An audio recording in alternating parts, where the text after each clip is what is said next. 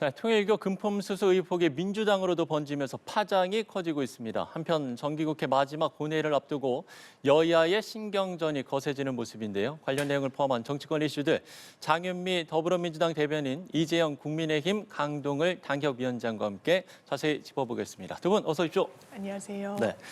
자, 윤영호 전 통일교 세계본부장이 국민의힘뿐만 아니라 민주당 인사들에게도 금품을 지원했다라는 취지로 진술을 했는데 특검이 이를 수사하지 않으면서 파장이 일고 있습니다. 일단 여야의 목소리 듣고 오겠습니다.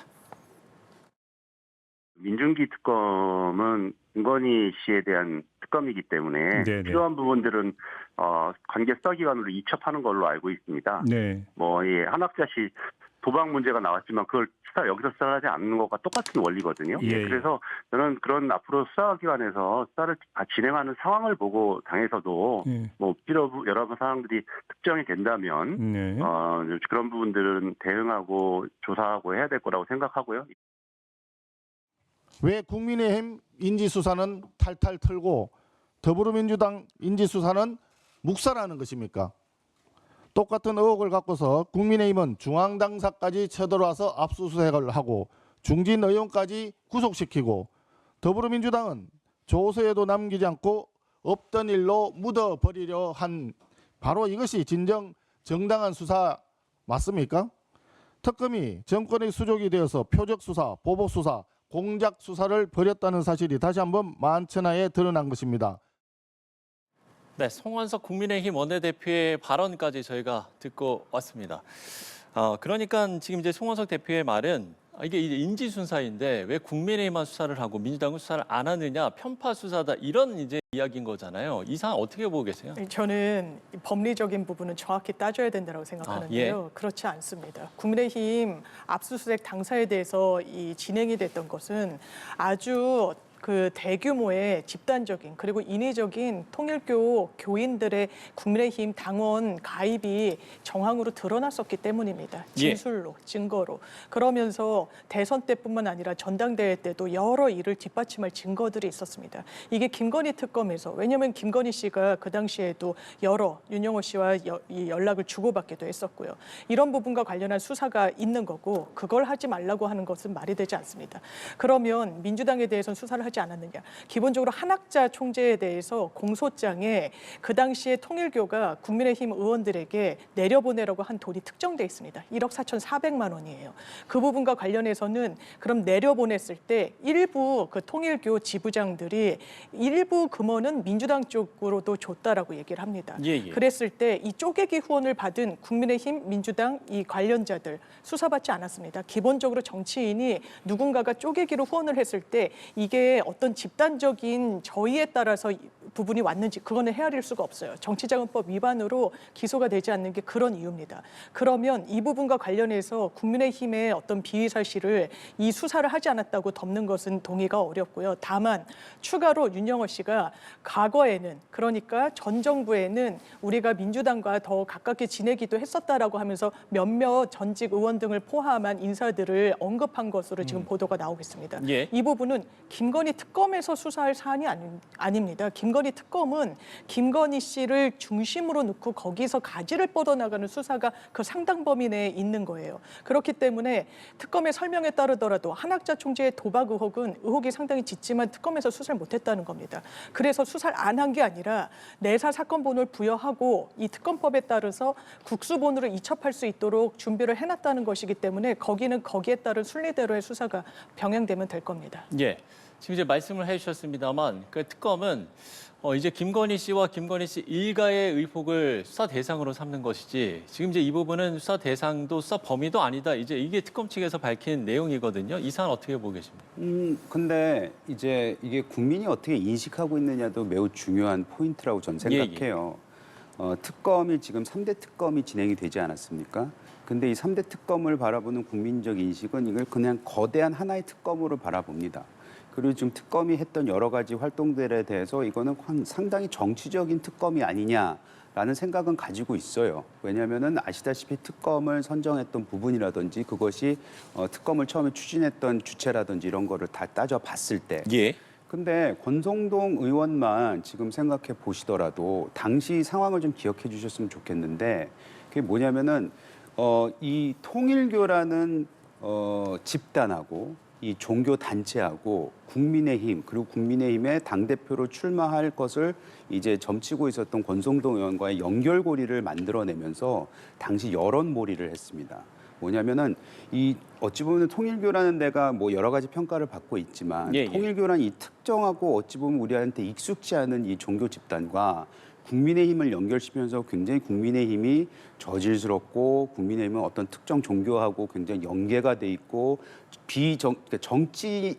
공당으로서의 모습이 아니다라는 부분을 매우 부각시키면서 특검이 여론몰이를 했거든요. 근데 생각해 보시면 지금 보니 통일교에서 국민의힘한테만 돈을 준 것도 아니고 여기에 도움을 주려고 했던 것도 아니고 오히려 한때에는 불과 얼마 전까지는 민주당한테도 돈을 더 많이 줄 수도 있었다. 아니면 줬었다. 금액은 아직 나오지 않는 것 같긴 하지만 그런 뉘앙스로 지금 얘기를 하고 있는 거 아닙니까? 근데 그 상황에서 인지수사가 가능하도록 만들어 놓은 이 특검에서 국민의힘에 있던 그 국민의힘 아직 소속인 권성동 의원은 구속까지 시켰거든요. 근데 민주당 의원에 대해서는 이런 방법 언급이 없었습니다, 당시에. 예를 들어서 그 당시에 우리가 수사를 하다 보니 특검이 여러 가지 수사 내용들을 어찌 보면 불법적으로 계속 그 언론에 흘렸다는 의심을 받고 있잖아요.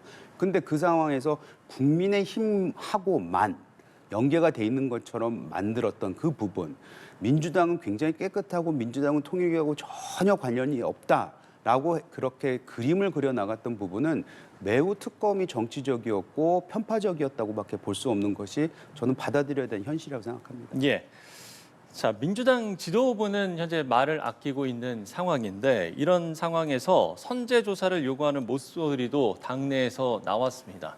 그러니까 박지원 의원이 지금 이제 위에 보시면 어제 이제 SNS에 남긴 글 그리고 오늘 한 라디오 인터뷰에서 한 내용인데 공격이 최대 방어다. 그리고 통일교로부터 검은 손이 들어오면 파헤쳐야 한다. 이게 이제 어제 SNS에 남긴 글이고요. 오늘 한 라디오 인터뷰에서는 민주당도 의혹이 있다면 수사를 해야 한다. 선택적 적용은 안 된다. 이렇게 이야기를 했는데 그러면 당 차원의 조사가 필요하다고 보시는지 이 인터뷰 내용들은 좀 어떻게 보세요? 당연합니다. 이 부분과 관련해서는 법의 잣대라는 것은 정파를 뛰어넘는 것이고요. 문제가 있다면 민주당 차원에서도 당 차원의 진상조사가 충분히 병행될 수도 있는 겁니다. 때문에 이 박수현 수석 대변인 같은 경우에도 당 윤리감찰단의 지시를 안 할 도리가 없다라는 이제 입장을 표명하고 있는 건데 다만 당 윤리감찰단이라는 게 어떤 공권력의 행사를 하거나 강제 수사권을 갖고 있진 않다 보니까 실체적인 사실관계에 접근하는 데는 제약이 있을 수 있습니다. 따라서 박지원 의원이 이야기하고 있듯 이 부분과 관련해서는 이후에 특검은 이제 12월이면 다 마무리가 됩니다. 더는 인지해가지고 수사를 하거나 하기도 지금 현실적으로는 어려운 상황이기 때문에 이 부분과 관련해서는 이 사건 번호까지 부여됐다라는 거 아닙니까? 그리고 국수본이 이첩돼 있다는 그 특검법의 연장선상에서 이 부분에 대한 수사가 진행되고 거기에 대해 민주당도 적극 협조하겠습니다. 그러면 지금 이제 한 말씀만 드리자면 만약 하나 민주당이 진짜 여기서 자기네들은 깨끗하다, 본인들은 이것을 진짜 말 그대로 아까 박지원 의원이 얘기했듯이 공격을 하는 게 최선의 방어다. 최대 방어다. 이렇게 하려면은 본인들 스스로 특검을 고소해야 돼요.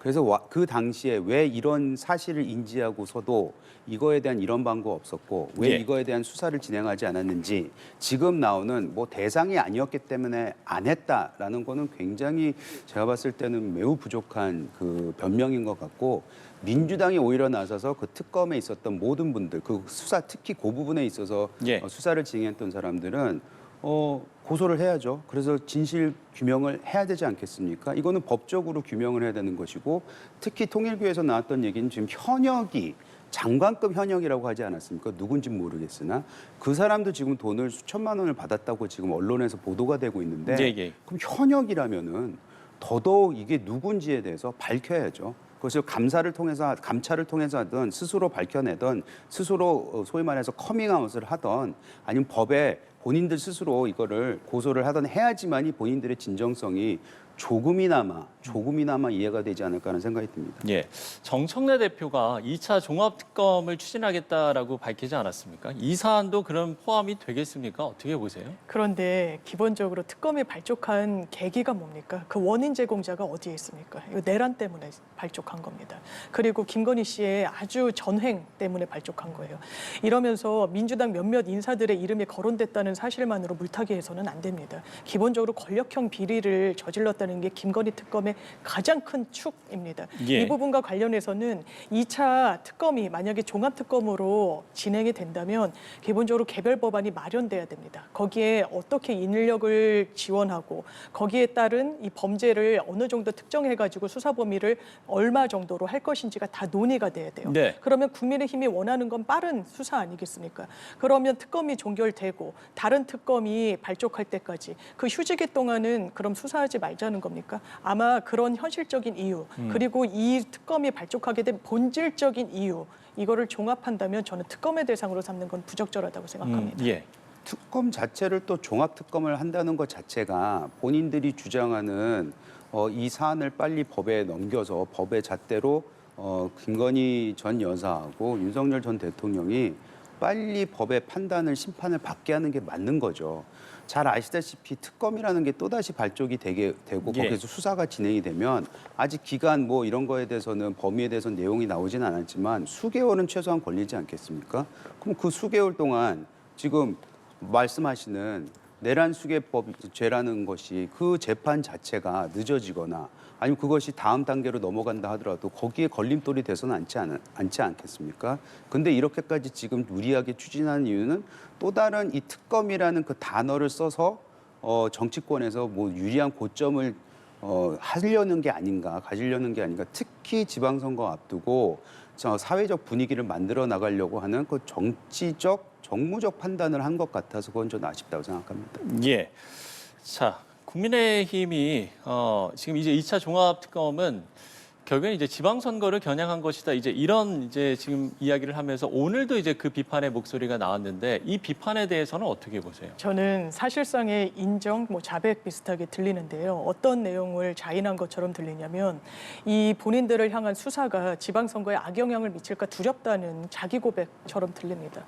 이거 이런 정파를 떠난 수사입니다. 이 계엄과 관련해서 그리고 김건희 씨의 어떤 비위와 관련해서 사실 절반도 오지 못했습니다. 이를테면 양평고속도로 가장 그 당시에 이 주무부처 장관으로 있었던 원희룡 전 장관 소환 이루어졌습니까? 그렇지도 않습니다. 그 턱밑까지도 제대로 미치지도 못했습니다.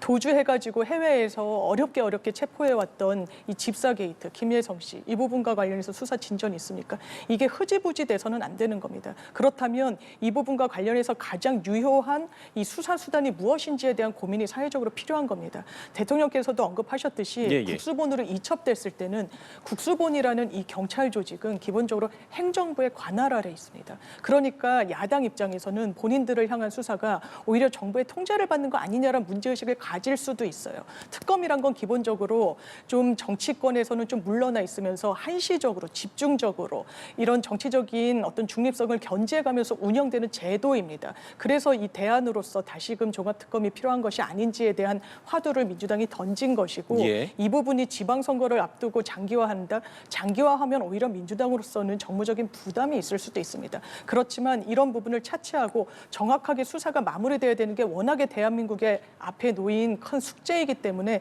이런 대안을 국민들께 설명드리는 겁니다. 네, 국민의힘 입장 들어보죠. 지금 수개월 동안 진행되었던 이 특검 역대 가장 크고 가장 광범위했고 가장 돈을 많이 쓴 이 특검에서 원희룡 장관을 부르지도 못했다는 것은 오히려 특검이 무능했던지 아니면은 원희룡 장관과 이 사안에 대해서는 연결고리를 찾지 못했던지 이 둘 중에 하나라고 생각하고 양평고속도로 말씀을 하셨는데 사실 우리가 기억해야 되는 것 중에 하나가 뭐냐면 그 무리한 수사를 통해서 공무원 하나가 자살을 했잖아요.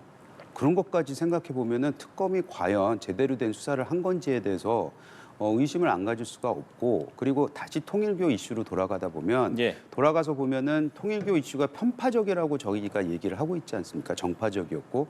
그런데 그런 정파적이고 편파적인 특검을 또 출범시킨다? 그것도 6개월밖에 남지 않은 지방선거 전에 또 다른 편파적인 특검을 출범해서 자기네 그 정치적으로 이득을 보려고 하는 그 의심이 있지 않나. 저는 그거는 벗어날 수 없을 것 같아요. 예. 잠시 이제 종합특검 이야기를 좀 해봤고요. 이재명 대통령이 오늘 국무회의에서 이 종교단체 해산을 언급했습니다. 예, 지금 이제 발언을 두 분도 이제 함께 보시면 정치 개입, 불법 자금으로 이상한 짓을 하는 종교단체에 대해서 해산 방안을 검토했나? 이렇게 이제 법제처장에게 질문을 했었고요. 헌법과 법률을 위반해서 지탄받을 행위를 하면 해산시켜야 한다. 이렇게 이제 발언을 했습니다. 이 발언의 배경은 어떻게 보세요? 이 통일교의 조직적인 이 정교분리 원칙 위배가 드러났기 때문입니다. 헌법에 왜 정교분리 원칙을 새겨놨겠습니까? 기본적으로 종교라는 건 확신의 영역입니다. 합리의 영역이기보다는 믿음의 영역이에요. 그래서 이 부분이 정치와 같이 결합하게 되면 대단한 폐단을 낳을 수 있습니다. 이게 지금 현실에 대선에 개입했던 그리고 국민의힘의 전당대회에 개입했던 통일교로부터 드러나고 있는 겁니다. 예. 대통령께서 언급한 이 지시사항과 관련해서는 종교 그 자체를 없앨 수는 없습니다. 통일교라는 그 교단 자체가 사라진다기보다는 민법 38조의 그 법률 근거에 따라서 법인격, 그러니까 사단법인이나 재단법인으로 운영되는 그 기관은 행정관청의 지휘감독을 받기 때문에 불법 행위가 지속되거나 아니면 기타 공익에 해하는 행위가 누적됐을 때는 해산 명령을 내릴 수가 있게 됩니다. 그 부분과 관련한 법률적인 절차는 적법하게 이루어질 수가 있기 때문에 통일교에 대해서는 이미 우리 사회에 많은 어떤 폐단을 보여줬기 때문에 이런 어떤 이 조치도 필수적이라는 생각이 듭니다. 예. 한동훈 전 대표는 지금 이제 재판 하루 전에 이 해산을 언급한 게 협박이다 이렇게 이야기를 했더라고요. 이 배경, 이재명 대통령의 이 발언 배경 어떻게 좀 보십니까?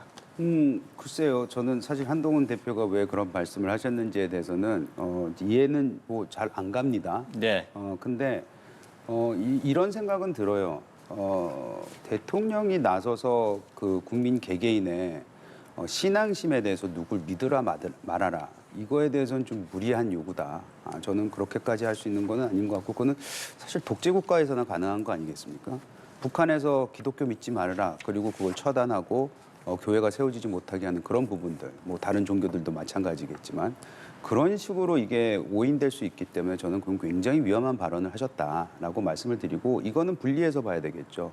통일교가 지금 여야 할 것 없이 특히 여당일 때는 민주당이 여당일 때는 여당한테 잘 보여야 되니까 거기에다가 더 많은 돈을 갖다 준 것처럼 뉘앙스로 그런 말씀을 하셨고 지금은 국민의힘은 뭐 여러 가지 지금 특검 통해서 나온 얘기는 있지만 예. 둘 다 정치권에 돈을 대서 본인들의 그 정치적 이득이 됐던 뭐 종교 단체로서 무슨 하는 일에 뭐 이득을 보기 위해서 했다면은 그거에 대해서는 처벌은 받아야 되겠죠. 그리고 지금 한학재 총재 지금 화면에 나오고 있는데 그 도박을 만약 무마했다면은 그것이 왜 그럼 정치권에 그걸 무마하기 위해서 했나 이런 것까지 좀 파헤쳐야 되는 거 아니겠습니까? 그래서 그거에 관련된 사람들에 대한 뭐 준엄한 그런 처벌은 가능할지 모르겠지만 종교 단체를 해산하라 마라 이것까지 예. 가능할지에 대해서는 제가 통일교는 아닙니다만은 그거는 국민의 선택권에 있어서 약간 무리한 요구가 아닌가라는 생각이 좀 듭니다. 예, 이재명 대통령의 종교 해산 언급에 대한 이야기까지 두 분과 나눠봤습니다.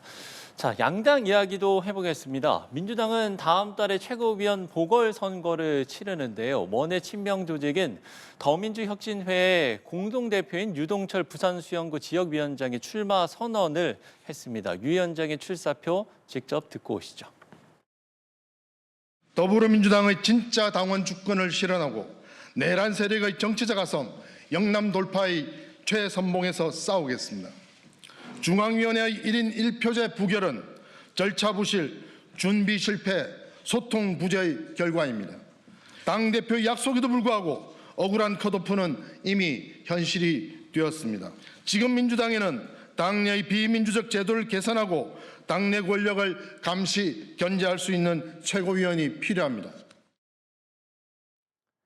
네, 친명계 유동철 위원장의 출마 기자회견을 보고 오셨는데 무엇보다 지금 1인 1표제 부결을 이야기하면서 정청래 대표를 겨냥한 듯한 발언을 했는데 이 출마 회견 좀 어떻게 보셨는지요? 일단 유동철 위원장 같은 경우에는 본인이 이제 부산 시당위원장 선거에서 경선도 이제 못 치러보고 컷오프가 됐다는 점에 대해서 상당한 문제의식을 드러내셨던 바가 있습니다. 예. 그래서 이 부분을 언론에서 조망할 때는 또 혁신위의 이제 위원장직을 맡고 계시다 보니까 뭐 친명 대 친청 이런 구도 뭐 이렇게도 접근을 하는 분들이 계시는데 전혀 그렇지는 않습니다. 일단 친명 친청이란 건 뭐 민주당 내에 있지도 않고 오로지 민주당이 원하는 건 이재명 정부의 성공입니다. 거기에 대해선 정청래 대표도 한치의 어떤 오차도 없이 똑같은 이 염원을 갖고 있는 거고 이 부분은 공식적으로나 비공식적으로 항상 언급을 하는 내용이기도 하고 예. 다만 지금 최고위 위원들이 3명의 공석이 됐습니다. 지방선거 출마 채비를 위해서 당원당규상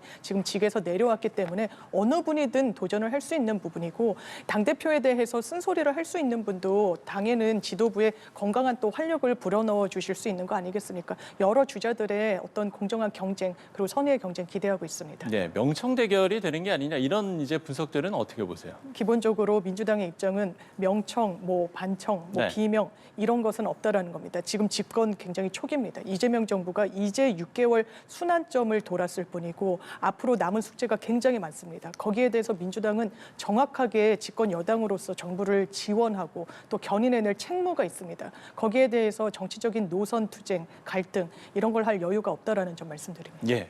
명청 대결은 없다라고 이야기를 해주셨습니다. 지금 이제 최고위원 3명의 이제 보궐선거가 치러지게 되는데 명청 대결 구도 이 부분에 대한 분석들 어떻게 좀 보세요?